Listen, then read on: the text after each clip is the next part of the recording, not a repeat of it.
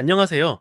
2025년 8월 22일 금요일 시장의 흐름을 명확하게 짚어드리는 마켓 분석 시간입니다. 오늘은 전통산업의 강세에 힘입어 코스피가 3170선을 돌파하는 의미 있는 날이었습니다. 방위산업, 조선, 원자력과 같은 경기 민감주가 시장을 이끌었지만 반도체와 2차 전지와 같은 성장주는 다소 주춤하는 모습을 보였습니다. 외국인과 기관의 매수세가 지수를 견인한 오늘 시장의 주요 내용, 지금 바로 시작하겠습니다. 먼저 오늘의 주요 지수 현황부터 살펴보겠습니다.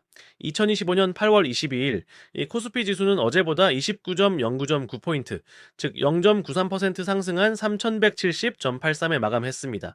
코스닥 지수 역시 7.77포인트, 1.5% 오르며 785.01로 장을 마쳤습니다. 반면 원달러 환율은 6.4원 상승한 1404.5원으로 마감하며 부담을 더했습니다.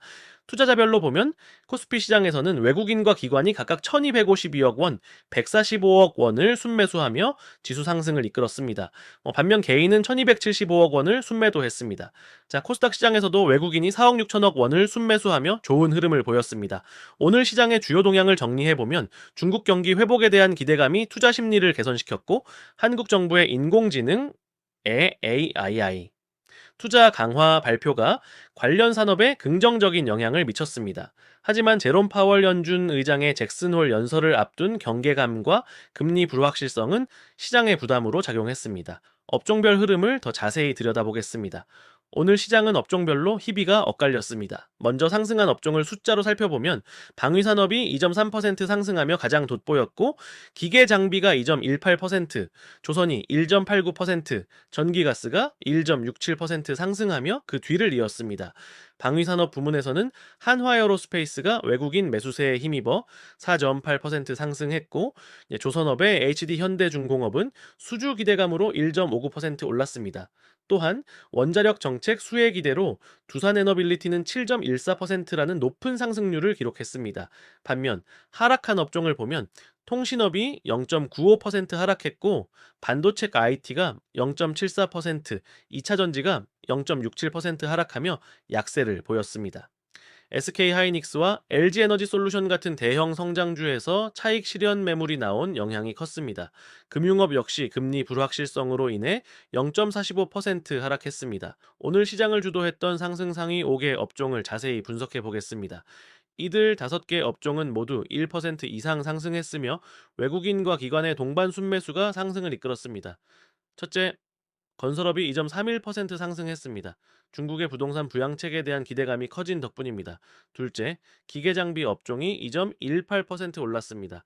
제조업 경기 회복 기대감 속에서 두산 밥켓과 현대로템의 수출 증가 전망이 긍정적으로 작용했습니다. 셋째, 이 조선업은 1.89% 상승했습니다. 자, 글로벌 물류 수요 개선과 친환경 선박 발주 증가가 호재가 되었습니다. 넷째, 전기가스 업종은 1.67% 상승했습니다. 원자력 발전 정책의 수혜가 기대되는 가운데 두산에너빌리티가 기관의 순매수와 수주 기대로 크게 올랐습니다.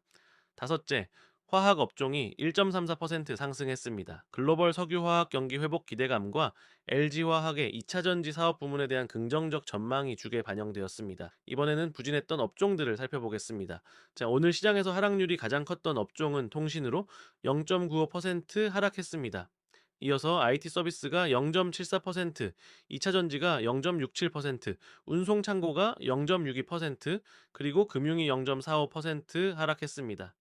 하락 원인을 종합해 보면 미국 증시의 불확실성으로 인한 위험 자산 회피 심리가 확산되었고 특히 파월 의장의 연설을 앞둔 경계감이 컸습니다. 또한 대형주를 중심으로 차익 실현 매물이 나왔으며 금리 인하 시기가 불확실해지면서 금융주가 약세를 보였습니다. 잠시 시간을 내어 저희 채널의 구독과 좋아요 버튼을 눌러주시면 정말 큰 힘이 됩니다. 자, 계속해서 유용한 정보로 보답하겠습니다. 자, 국내 증시에 큰 영향을 미치는 미국 증시 동향도 짚어보겠습니다.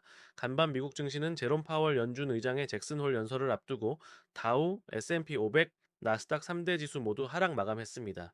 다우존스 지수는 0.34%, 나스닥도 0.34% 하락했으며 특히 S&P 500 지수는 0.4% 하락하며 5일 연속 하락세를 이어갔습니다. 금리를 인하하기 위해 서두르지 않을 것이다 라는 연준 인사들의 발언이 이어지면서 시장의 경계감이 높아진 상황입니다. 파월 의장의 연설은 한국 시간으로 오늘 밤 11시에 예정되어 있어 그 결과에 따라 국내 증시의 성장주 투자 심리가 위축되거나 외국인 수급에 변화가 생길 수 있습니다. 어려운 시장 환경 속에서도 52주 신고가를 기록하며 저력을 보여준 기업들이 있습니다. 오늘의 신고가 기업 현황을 보면 시어스 테크놀로지가 16% 상승하며 가장 높은 상승률을 보였고 1승이 10.71%, TFE가 8.4% 상승하며 주목받았습니다. 특히 시어스 테크놀로지는 2분기 호실적과 함께 미국 및 중동 시장 확장 기대감으로 강한 상승 동력을 보여주고 있습니다. 1승 역시 외국인과 기관의 꾸준한 순매수와 신규 계약 체결 소식으로 성장 동력을 확보한 모습입니다. 이 외에도 누리플랜, 우리손해프엔 등이 신고가를 기록했습니다. 시장의 방향에 영향을 줄 수 있는 주요 인사들의 발언을 확인해 보겠습니다.